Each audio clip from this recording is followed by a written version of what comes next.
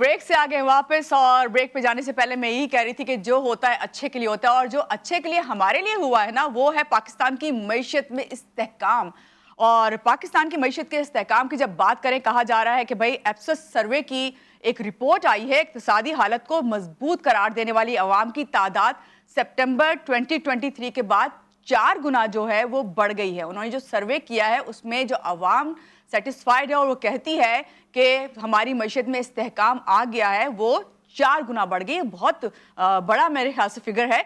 Global consumer confidence index के ताज़ा एप्सस सर्वे ने पाकिस्तान की मईशत में नुमाया बेहतरी की निशानदेही की, और ये सर्वे सार्फिन के मौजूदा और जो हमारे फ्यूचर के मुआशी हालात हैं, सरमायाकारी की सलाहियत और दीगर इक्तिसादी पहलुओं को भी के बारे में बताता है। और ये सब सारा कुछ क्या है और सब क्या वाकई इतना अच्छा है, जहां हम देख रहे हैं कि स्टॉक मार्केट जो है वो तेजी की तरफ जा रही है। और जब स्टॉक मार्केट तेजी की तरफ जाती है तो हम जैसा आम इंसान तो इसको समझ नहीं सकता, लेकिन हमारे साथ जब ऐसे लोग जो कि तज्जियाकार हों, जो कि इकोनॉमिस्ट हों, वो हमें जब आके बताते हैं तो हमें ज़्यादा बेहतर तरीके से पता चलता है। तो हमारे जो गेस्ट हैं, मैं चाहूँगी सबसे पहले उनसे आपका तारुफ करवाऊँ। हमारे साथ इस वक्त मौजूद हैं हारून शरीफ साहब, हमारे इकोनॉमिस्ट हैं। इनसे जानते हैं माहिर मईशत से कि क्या मईशत वाकई इस्तेहकाम की तरफ गामजन है। अस्सलाम वालेकुम हारून साहब, कैसे हैं आप? ठीक हैं जी? मैं ठीक हूँ जी, बहुत शुक्रिया। पहले तो आपका शुक्रिया कि आपने हमें ज्वाइन किया। सबसे पहला तो यही सवाल मैं आपसे करूंगी कि पाकिस्तान की मईशत के बारे में जो सर्वे आया है, एप्सस सर्वे, तो इसके बारे में आपकी क्या राय है? जी देखिए, मईशत को जांचने के बहुत से जाविये हैं जी। एक जाविया है जो हमारे इंटरनेशनल इदारे हैं, IMF है, वर्ल्ड बैंक है, जो कर्ज देते हैं, वो एक अपने जाविये से देखते हैं।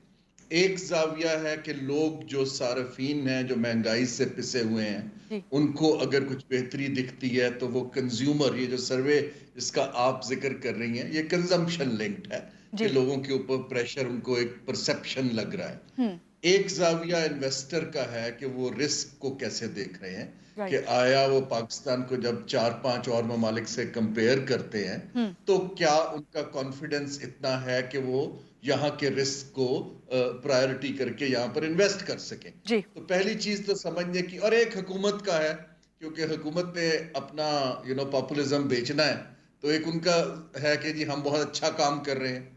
तो ये जो इस वक्त करंटली एक मिक्स है, जिसमें अच्छी चीज ये है कि जैसे इन्फ्लेशन जो कि महंगाई की शरह है वो खासी कम हो गई है। इसका मतलब ये नहीं है कि कीमतें गिर गई हैं, इसका मतलब है कि फ्यूचर में चीजें ज्यादा महंगी नहीं होंगी मजीद।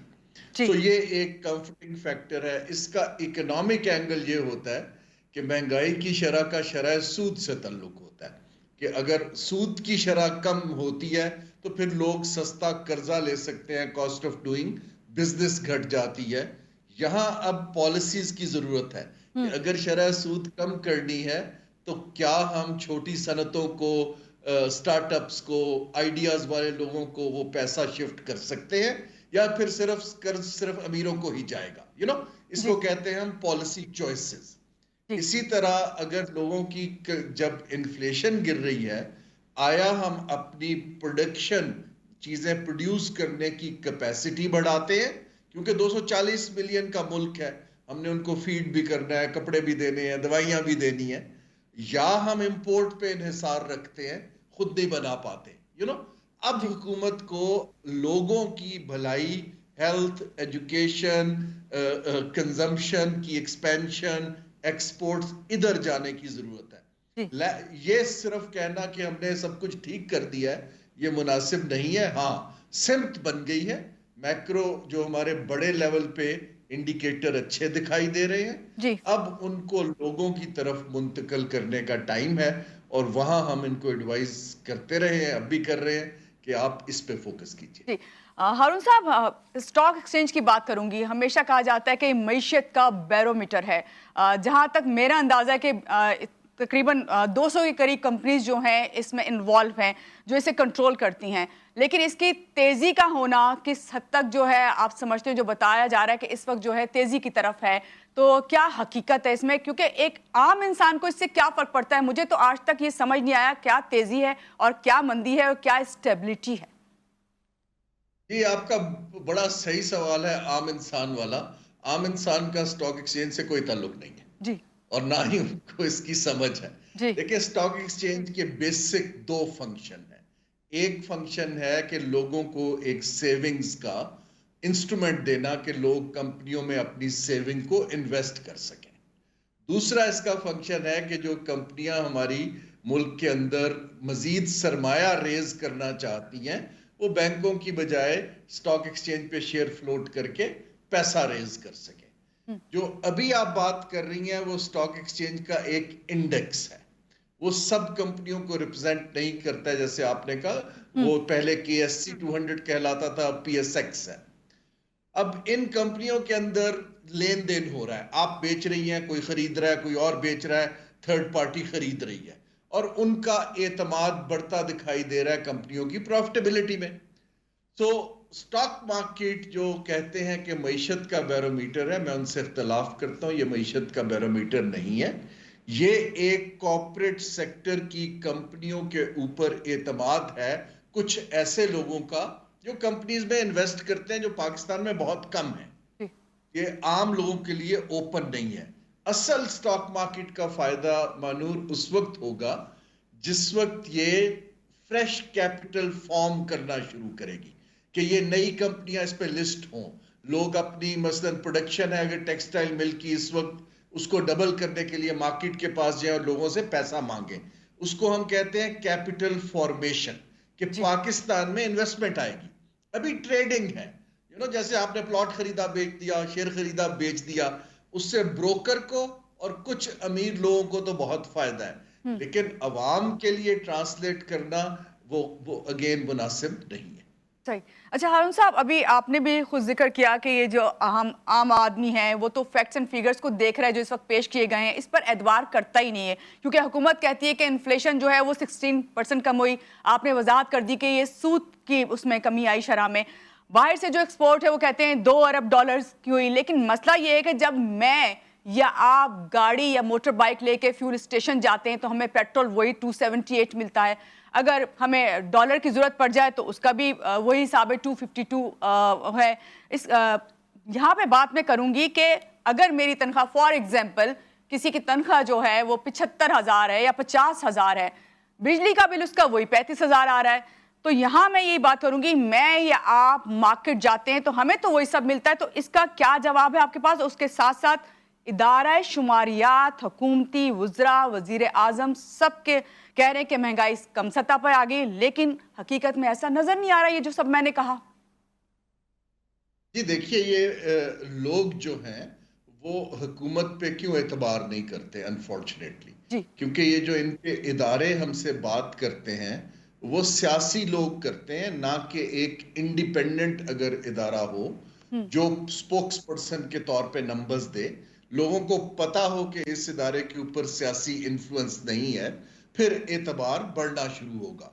آپ کی 3-4 آپ نے جو باتیں کی, دیکھیے قیمتیں میں نے آپ سے کہا ہے پچھلے 3 سال میں انپریسیڈنٹڈ بڑھ گئی ہیں, تقریباً 100%, اگر آپ 30% لگائیں.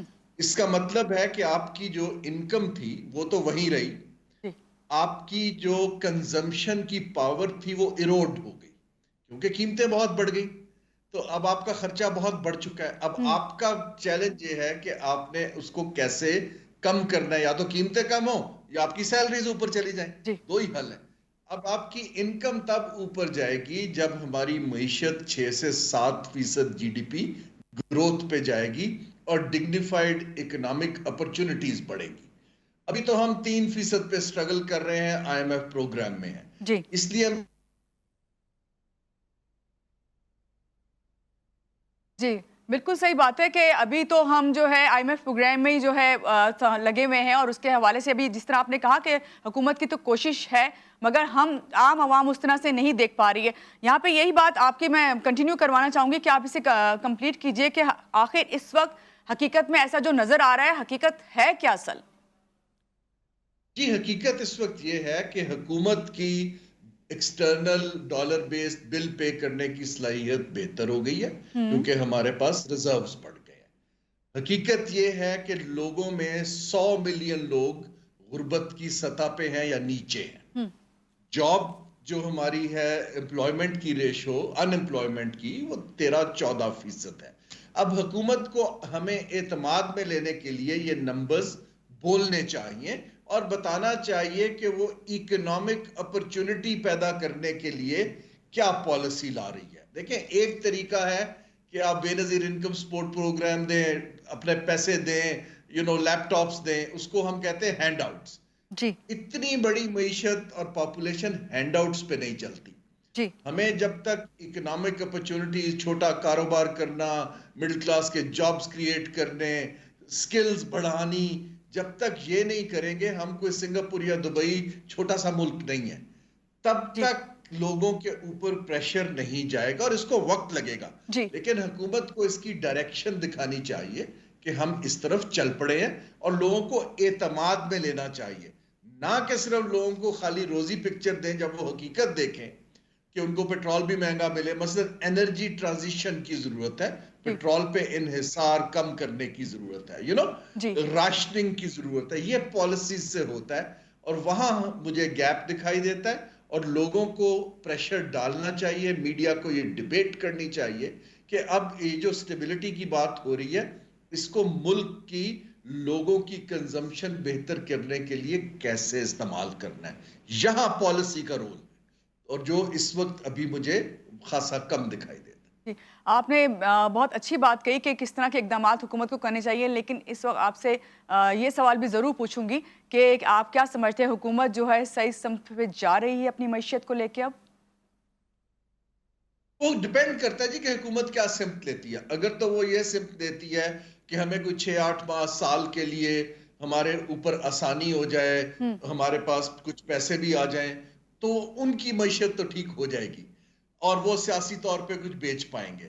لیکن اگر ہم نے ملک کو باعزت ممالک کی صف میں کھڑا کرنا ہے جی اور ہم نے ہر سال بیل آؤٹ کے لیے فرینڈلی کنٹریز یا IMF کے پاس نہیں جانا ہے, پھر ہمیں بڑے سخت اور پروفیشنل طریقے سے کچھ کام کرنے ہوں گے. حکومت کو جی خرچے کم کرنے پڑیں گے, جو ہماری انویسٹمنٹس ہیں وہ یہ پل بنانے اور سڑکیں بنانے کی بجائے ہیلتھ اور ایجوکیشن اور سکلز میں ڈالنی پڑیں گی.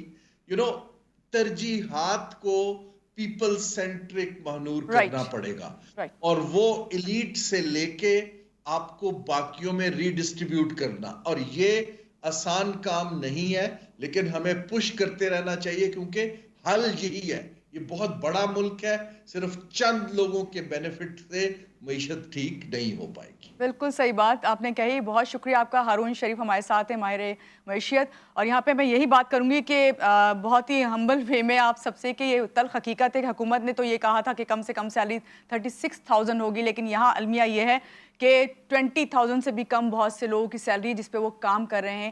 اس سب پر بھی حکومت کو غور کرنے کی ضرورت ہے. یہاں لیں گے ایک بریک, اور بریک کے بعد جب واپس آئیں گے بہت ساری باتیں, بہت سارے اور بھی مہمان ہوں گے اور آپ کی لائیو کالز بھی ہوں گی. رہیے گا ہمارے ساتھ.